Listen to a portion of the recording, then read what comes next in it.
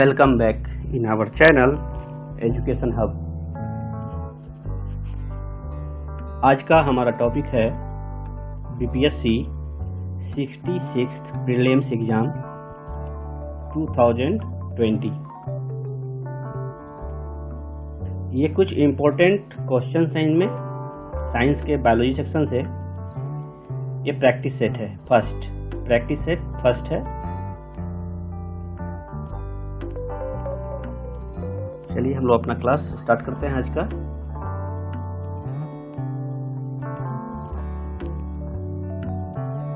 इसमें हमारा आज का पहला क्वेश्चन है, जीवन की मूलभूत इकाई यूनिट क्या है? ए कोशिका, बी अंग, सी ऊतक या डी नाभिक। फिर से मैं बोल रहा हूं क्वेश्चन, जीवन की मूलभूत इकाई यूनिट क्या है?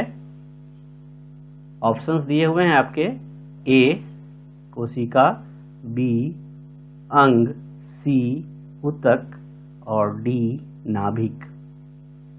चलिए आप लोग भी अपना अपना सॉल्व करने की कोशिश कीजिए, चूंकि ये क्या है, प्रैक्टिस सेट है। और ये practice set BPSC, UPPSC, MPPSC, JPPSC का सभी सालों के क्वेश्चन से निकाला हुआ इम्पोर्टेंट क्वेश्चन है। ये हमारा आज का पहला सेट है। आज हम इस पे बेसिक डिस्कशन नहीं करेंगे, आज केवल प्रैक्टिस करना है। क्या स्कोरिंग होता है आपका इसमें, आप देखिए, खुद की आकलन कीजिए कितना सही होता है। ये सेट, इस सेट में आपके केवल 15 प्रश्न हैं। तो अब मैं इसका आंसर बता रहा हूं। इसका आंसर होगा ए कोशिका। ओके, आपका भी हो गया होगा। नेक्स्ट हमारा सेकंड क्वेश्चन है, 80% से अधिक कोशिका सेल में पाए जाने वाला पदार्थ है। कौन सा पदार्थ है जो 80% से अधिक कहाँ पाया जाने वाला है? तो कोशिका में। इसमें हमारा ऑप्शंस है, ऑप्शन ए है प्रोटीन, बी चर्बी या सी खनिज या डी जल। चलिए आप लोग भी बनाइए। चलिए, तो इसका आंसर क्या है? डी जल, वाटर। ओके, समझ में आ गया? तो 80% से ज्यादा कोशिका सेल में पाया जाने वाला जल है। ओके, नेक्स्ट हमारा क्वेश्चन है, निम्नलिखित में से किन कोशिकाओं में नाभिक नहीं होता है? नाभिक नहीं होता है।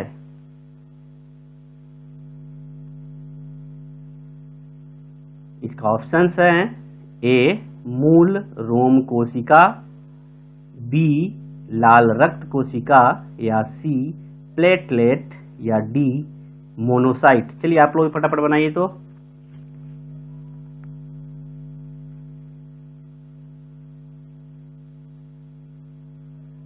चलिए, तो इसका आंसर है बी लाल रक्त कोशिका, red blood cell.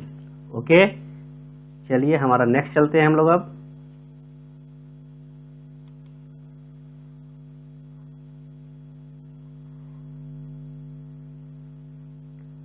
Fourth number में है हमारा, निम्न में से कौन से कोशिकाओं के आत्मघाती बैग कहे जाते हैं? इनमें से किसे कोशिकाओं के आत्मघाती बैग कहे जाते हैं? Suicidal bag. ये तो पढ़ते आ रहे हैं हम लोग।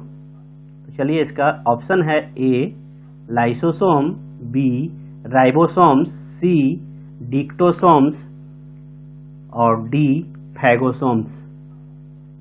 ऑप्शंस मैं फिर से बोल रहा हूं, ए लाइसोसोम, बी राइबोसोम्स या सी डिक्टोसोम्स या डी फैगोसोम्स। चलिए फटाक से आप लोग बताइए इसका आंसर क्या है, अपने आप बनाइए वहां पे नोटबुक पे। तो चलिए इसका आंसर मैं बता रहा हूं। इसका आंसर है लाइसोसोम। लाइसोसोम को क्या बोला जाता है? आत्महत्या की थैली या आत्मघाती थैली, suicidal bag, lysosome. Okay, next है हमारा, निम्नलिखित में से किसको कोशिका सेल का पावर प्लांट भी कहा जाता है? कोशिका का पावर प्लांट भी कहा जाता है। तो हमारा इसका ऑप्शन ए है गोल्गी काय, बी है माइटोकॉन्ड्रिया, सी है राइबोसोम या डी लाइसोसोम। चलिए आप लोग बनाइए। पावर प्लांट भी कहा जाता है, तो इसका आंसर होगा B mitochondria. Mitochondria. Okay, next है हमारा, निम्नलिखित में से कोशिका का नियंत्रक कंट्रोलर केंद्र कौन है? कंट्रोल सेंटर कौन है?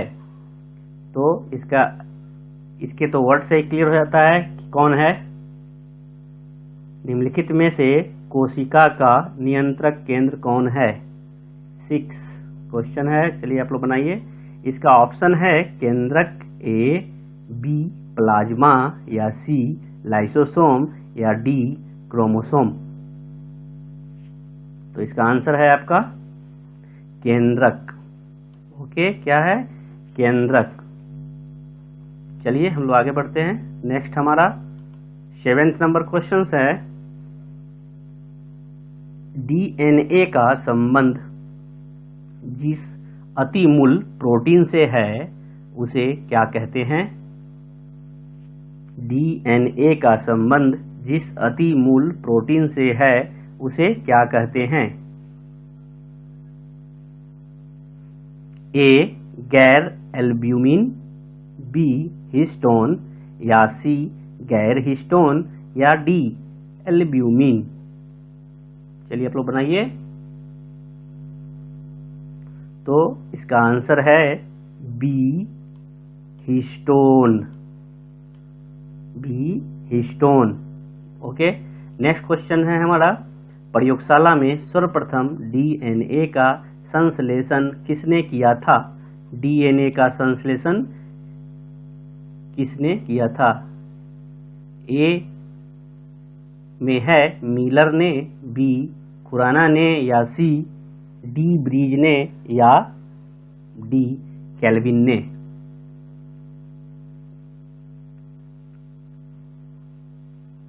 इसका क्या होगा? खुराना, गोविंद खुराना, हरगोविंद खुराना इनका पूरा नाम है, खुराना ने।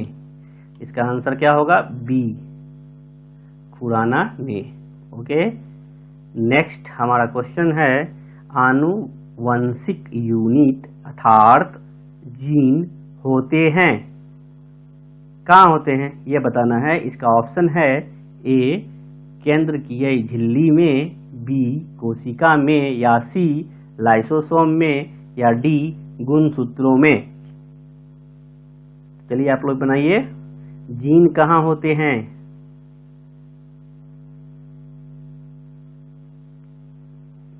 तो सबको पता होगा क्रोमोसोम किसमें? गुणसूत्र में। इसका आंसर डी होगा, गुणसूत्रों में। ओके, और इसे अच्छा से प्रैक्टिस की। ये सब क्वेश्चन पूछे हुए हैं, मैंने जैसे पहले ही बताया, बीपीएससी, यूपीपीएससी, एमपीपीएससी एवं जेपीएससी का ये सब में ये क्वेश्चंस आया हुआ है। रिपीटेड क्वेश्चन है, पूछा हुआ क्वेश्चन है, उसी का प्रैक्टिस सेट है, इंपॉर्टेंट क्वेश्चन है।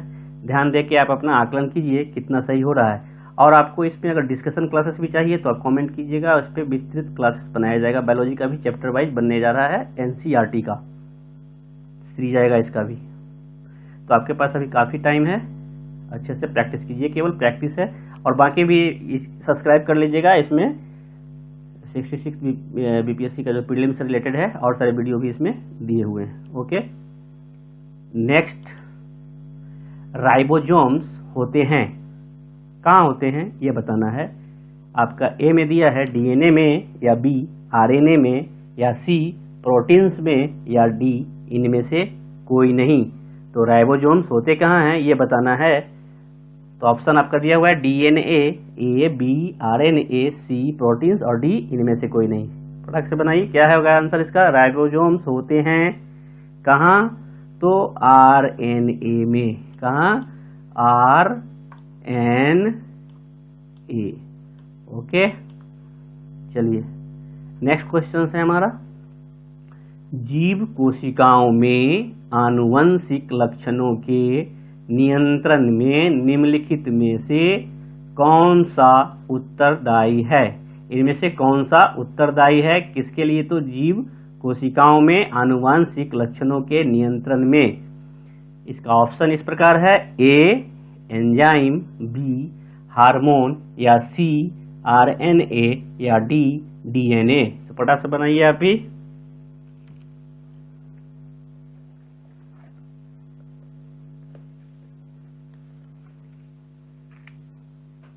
बनाइए आप लोग।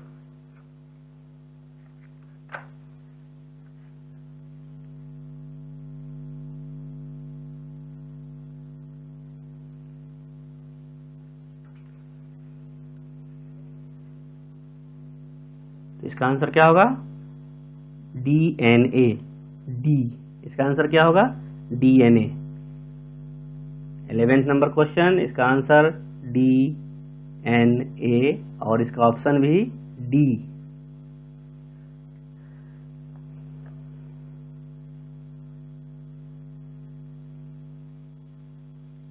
ओके, नेक्स्ट चलते हैं हम लोग। 12th, मनुष्य में कौन से क्रोमोसोम के मिलने से बालक का जन्म होगा। मनुष्य में कौन से क्रोमोसोम के मिलने से बालक का जन्म होगा। इसमें ऑप्शन दिया हुआ है आपका, ए पुरुष का X व स्त्री का X क्रोमोसोम, या बी में ऑप्शन है पुरुष का X व स्त्री का Y क्रोमोसोम, या सी में दिया है पुरुष का Y व स्त्री का X क्रोमोसोम, या डी पुरुष का Y व स्त्री का Y क्रोमोसोम। तो आप लोग आकलन कीजिए जल्दी से इसका।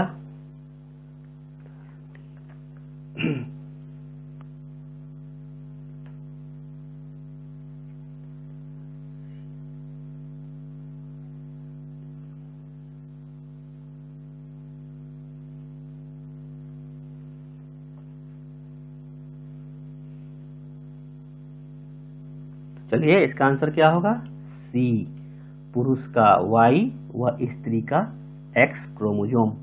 पुरुष का Y व स्त्री का X क्रोमोसोम। ओके, सी पुरुष का Y व स्त्री का X क्रोमोसोम। चलिए हम लोग नेक्स्ट देखते हैं।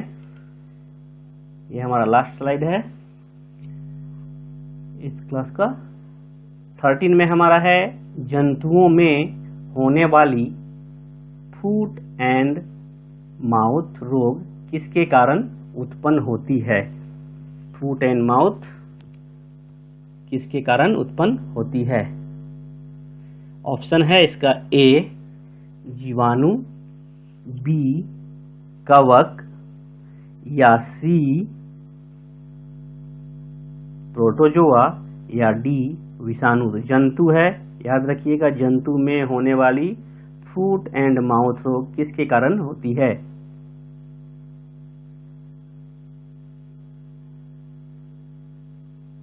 चलिए आप भी बना लिए होंगे। इसका आंसर होगा ए जीवाणु के कारण।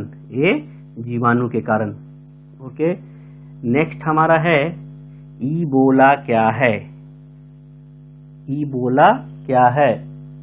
इसका ऑप्शन है, ए वायरस, या बी बैक्टीरिया, या सी प्रोटोजोआ, या डी कवक। चलिए आप लोग बनाइए।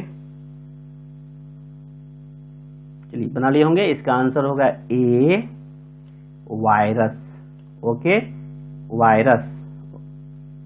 नेक्स्ट है हमारा, फलीदार पादपों की जड़ों में उपस्थित गांठों में पाए जाने वाले नत्रजन स्थिरीकरण जीवाणु हैं। ए ऑप्शन है मृतोपजीवी, बी प्रोटोपघटनी, या सी सहजीवी या डी प्राश्रयी। प्राश्रयी, प्राश्रयी क्या होगा आंसर इसका? तो आप लोग बना लिए होंगे, इसका आंसर होगा सी सहजीवी। सी सहजीवी। तो चलिए आज का आपका ये प्रैक्टिस सेट समाप्त हुआ। आप लोगों का बहुत बहुत धन्यवाद। पूरे को देखिए, ये पैटर्न है, इस तरह की क्वेश्चंस आते हैं बायोलॉजी में। तो ये आपका पहला सेट है, इस तरह का रेगुलर सेट आएगा। पर डे आप 10 मिनट समय दें इसमें और प्रैक्टिस करें, तो जो भी आपकी तैयारी में कमी होगी थोड़ा बहुत वो पूरा हो जाएगा। 10 मिनट समय देना है, बस देखना है कि क्वेश्चंस की पैटर्न क्या है। ये टोटल क्वेश्चन पूछी हुई है, प्रैक्टिस के लिए अच्छा है कि किस तरह के क्वेश्चंस आते हैं एग्जामिनेशन में, डिफरेंट डिफरेंट एग्जामिनेशंस में। ओके, और आपका किसी प्रकार का कोई क्वेश्चंस हो तो आप कमेंट बॉक्स में अपना डालिएगा, जो आपको प्रॉब्लम है, या इसमें और इस वीडियो का डिस्कशन क्लास भी चाहिए पूरे विस्तृत में, तो वो भी आप कमेंट करके बताइएगा। सब्सक्राइब कर लीजिएगा, ये आपके लिए फ़ायदेमंद है, और पसंद हो तो लाइक भी ज़रूर कीजिएगा। चलिए बहुत बहुत धन्यवाद। Bye bye, take care, thank you.